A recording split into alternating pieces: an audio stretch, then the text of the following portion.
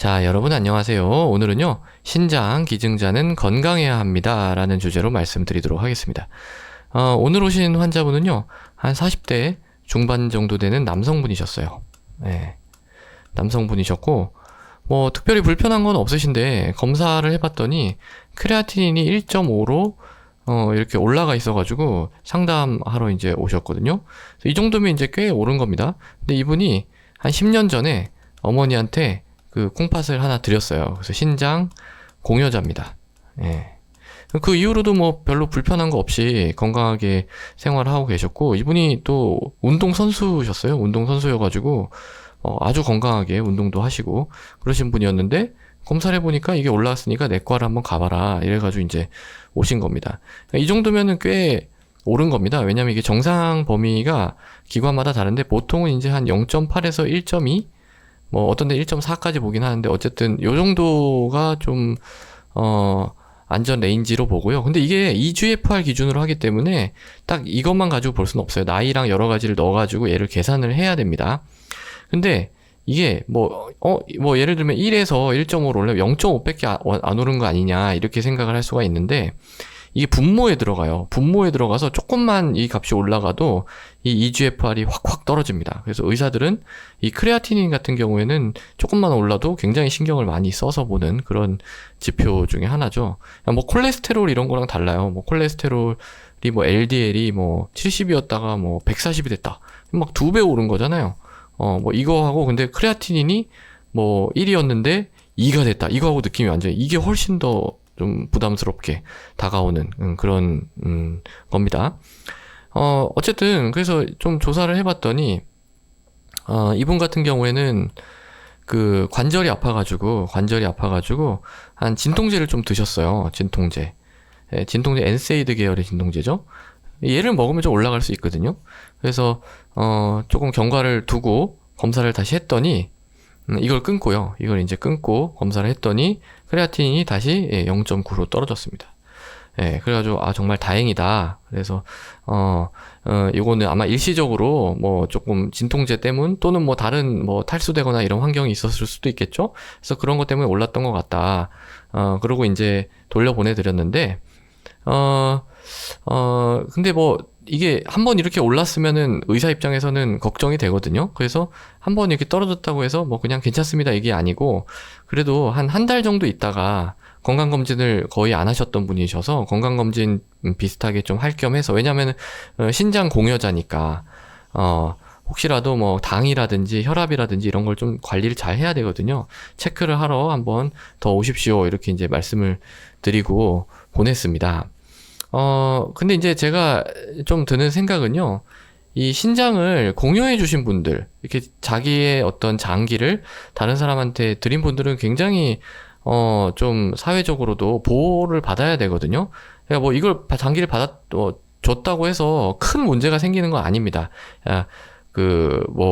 이게 이제 장기를 줘서 뭐 기능이 떨어져서 뭐 수명이 짧아진다든지 이런 거는 아니거든요. 이런 건 아니지만, 그래도 위험에 노출이 되면은 조금 이 콩팥이 하나밖에 없기 때문에 조금 부담스러워요. 그래서 이런 분들 같은 경우에 좀 잘 관리가 돼야 되는 그런 부분이 있고요.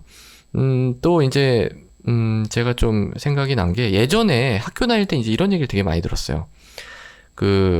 어떤 콩팥은 하나님이 우리한테 2개를 줬는데, 그거는 왜 그랬냐? 그거는 뭐 2개가 필요가 하나만 있어도 되는데 다른 사람한테 하나 주라고. 뭐 이제 이런 논리, 이게 되게 이제 그냥 듣기는 좋은데, 그건 좀 아닌 것 같아. 그런 얘기는 좀 안 했으면 좋겠어요. 왜냐면 이 콩팥, 뭔가 장기를 공유한다는 거는 순수한 자유 의지에 따라서 본인이 그 후에 이제 자기 관리를 잘 한다라는 거를 충분히 감수하고, 나중에 이제 뭔가 후유증이 있을 수 있다라는 거를 감수를 하고 이제 해야 되는 부분이기 때문에, 단순히 그냥 저는 종교가 없습니다. 종교 없습니다만 옛날에 이런 얘기 많이 했어요. 콩팥을 뭐 2개 주면은, 2개 있는 이유는 뭐 하나는 남 주라고, 뭐 이제 이런 얘기가 좀 꽤 있어요. 요새는 별로 없는 것 같긴 한데, 이건 되게 그때도 조금 의아했었는데, 지금 이제 제가 잘 알게 된 시점에서는 정말 말이 안 되는 그런 이야기였구나 하는 거를 좀 갖다 붙이려면 좀 제대로 된 걸 갖다 붙여야지, 그렇게 하면 안 될 것 같습니다. 그러니까 공여자는 건강해야 돼요. 이게 위험에 노출이 돼서는 안 됩니다. 그래서 요새 같은 경우에는 그 공여자 관리 프로그램이라는 게 있어요. 공여자 관리 프로그램. 그래가지고 몇 달마다 한 번씩 와가지고 피검사도 하고 조금 더 철저하게 건강 관리를 하는 거죠. 또 그런 게 좀 필요하지 않나 싶습니다. 이거는 사실은 국가에서 지원을 해줘야 돼요. 지금도 아마 이거는 병원 차원에서 하는 거고 국가 차원에서는 하고 있나? 제가 잘 모르겠는데 어쨌든 예전에는 이런 게 전혀 없었거든요. 그냥 공여하면 끝. 그리고 모든 중심은 이제 신장을 받는 사람을 건강하게 하는 데 중심이 맞춰졌지 이 공여자의 어떤 권리 이런 거에 조금 소홀했던 것 같아요. 그래서 뉴스에도 한번 나왔었죠. 뭐 이거 공여자가 이제 저기 모르는 사람한테 이건 신장은 아니었고 간이었는데 간을 기증을 하고 나서 굉장히 뭐 후유증에 시달렸는데 이거 다 자비로 막 해결하고 있고 그런 상황이 계속된다면 누가 자기 위험을 무릅쓰고 이 장기를 공여를 하려고 하겠습니까? 그리고 정보도 제대로 전달을 해야죠. 뭐 다 괜찮을 겁니다. 그냥 빨리 해주세요. 왜냐면은 이게 사회 입장에서는 그렇게 만성 콩팥병이라든지 간 이런 필요하신 분들은 빨리 이렇게 해서 사회로 내보내는 게 목적이기 때문에 그렇게 할 수밖에 없고 의사 입장에서도 별로 안 좋은 얘기를 할 이유가 없죠. 왜냐면은 뭐 의사 입장에서도 그 심각한 사람을 살리고 싶고 건강한 사람은 뭐 건강할 테니까 뭐 이렇게 생각할 수 있는데 저는 이 건강한 사람이 앞으로도 계속 행복하게 본인의 삶을 즐겁게 사시는 게 더 제일 중요하다고 생각해요. 사회 뭐 이런 이미 병 앓고 있는 사람 물론 중요하지만 건강한 사람이 건강하게 사는 게 가장 중요하다. 이렇게 이제 저는 생각을 해요. 그래서 미리 위험성이라든지 앞으로 이제 건강 관리를 잘 해야 된다라는 거를 충분히 이제 알려드리고 나서 이 공여 결정을 하는 그렇게 해야지 모든 사람이 더 낫지 않겠어요? 환자 입장에서도 낫고 의사 입장에서도 나중에 뭐 또 그거 갖다 문제 생긴 다음에 얘기를 하려고 그러면 그것도 이제 힘들잖아요. 그래서 요새 이제 하고 있는 걸 좀 말씀을 드릴게요. 요새 제가 이제 홈페이지 같은 데를 좀 찾아보니까 이런 내용이 있어요. 되게 좋은 삼성 서울병원 홈페이지에 나와 있는 내용입니다. 신장을 기증하고 난 다음에 어떻게 식이나 생활 습관을 해야 될 것인가 보면은 이제 여기도 나와 있죠. 신장 기증 자체가 당뇨병이나 고혈압, 동맥경화, 심장질환 등의 위험성을 증가시키진 않습니다. 그렇지만은 이런 질환들은 신질환의 주요 원인 질환이죠. 그러니까 그 신질환이 만약에 생기면 이분은 하나밖에 없죠. 그러면은 여력이 떨어질 수밖에 없겠죠. 그러니까 이런 생활 습관을 실천을 하는 게 좋습니다. 지나치게 짜고 막 이런 달고 기름진 음식 이런 거 이제 드시는 거는 피해야 됩니다. 흡연을 하시는 분들은 금연을 해야 되고요. 예. 그리고 이제 기증하고 나서 좀 주의사항도 있는데 어떤 거냐면은 이런 거예요. 제가 계속 얘기하는 거 있죠. 한약이라든지 민간요법 이런 것들은 콩팥에 독성이 있어요. 그래서 뭐 제가 건강한 사람들은 사실 뭐 한약이라든지 건강식품 드시는 거 크게 뭐라 하지 않습니다. 본인한테 좋은 거죠. 근데 이런 뭔가 잘못됐을 때 그분이 치명적일 수 있는 그런 경우에는 절대 하시지 말라고 얘기합니다. 절대로. 그건 이제 간 수치가 오르거나 콩팥 기능이 좋지 않거나 뭐 심장 관련 뭐 약을 먹고 이런 경우에는 다른 게 들어오면은 좀 그렇습니다. 그래서 한약이라든지 민간요법 이런 거는 하지 않는다.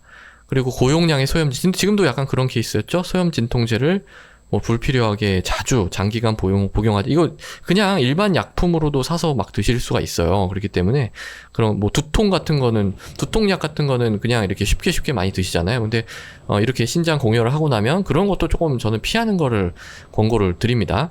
그리고 이 공여를 하고 나서 처음 6개월 동안에는 좀 피검사를 해가지고 좀 신장 기능을 체크를 해야 됩니다. 저는 근데 계속 좀 했으면 좋겠어요. 6개월이 아니고 1년, 2년 매년마다 좀 건강검진을 국가에서 무료로 해줘야 되는 거 아닌가. 이렇게까지 사회에 공헌을 하신 분한테 좀 혜택을 드려야 되는 게 아닌가. 그렇게 이제 생각이 되고요. 건강검진을 정기적으로 시행을 받고, 그리고 뭔가 문제가 생겼다. 그럼 빨리 이제 처리를 해야 되고. 근데 이런 것들을 지금 얘기하는 게 아니고 신장 그 기증을 결정하기 전에, 그러니까 이런 분들이 있을 거 아니에요. 나는 진짜 죽어도 싱겁게는 못 먹는다. 나는 그냥 무조건 짜게 먹어야 되는 사람이다. 그리고 또는 뭐 나는 담배는 절대 끊을 수가 없다. 또는 이런 게 나는 제일 중요한 것 같아요. 한약이나 민간요법은 앞으로 할 생각이 없어야 해야 된다고 생각해요. 그러니까 계속 한약을 드시던 분이 신장 그것도 본인의 권리잖아요. 한약이라든지 민간요법을 받는 거. 근데 그걸 갖다가 신장 공여를 하고 나서 하지 못한다. 그러면은 그 권리 하나가 없어지는 거고, 만약에 그냥 하신다고 하면은 건강 상태가 나빠질 위험이 있는 거니까. 이런 부분을 미리 설명을 드리고, 거기서 조금 더 적극적으로 뭐 관리가 앞으로 뭐 하지 않겠다라는 걸 다 설명을 드리든지, 아니면은 위험하니까 안 하시는 게 좋겠다라든지 뭐 그런 게 좀 있었으면 좋겠어요. 근데 뭐 지금은 아주 엄격한 그런 기준으로 딱 그걸 의학적으로만 평가를 하지, 이분의 어떤 전반적인 생활 습관이라든지 선호도 이런 거는 사실 크게 그렇게 반영이 되지는 않는 것 같거든요. 근데 그분은 어떤 신장이라고 하는 본인의 장기를 기증을 하고 나면 그걸로서 평생을 없는 채로 살아야 되는 거예요. 그러면은 그거에 대한 어떤 생활 습관이라든지 앞으로 따라야 될 수칙이라든지 이런 게 그 평생에 걸쳐서 결정이 되는 거잖아요.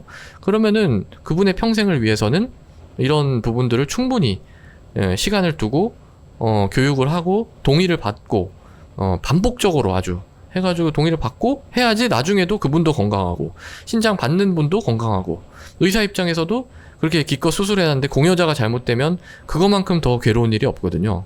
그래서 그런 일도 생기지 않고 다 윈윈 해야 되는 그런 부분이 아닐까 싶습니다. 자, 그래서요 오늘은 이 신장 공여자, 신장 기증자는 건강해야 됩니다 라는 주제로 말씀을 드렸습니다. 오늘도 경청해 주셔서 대단히 감사합니다.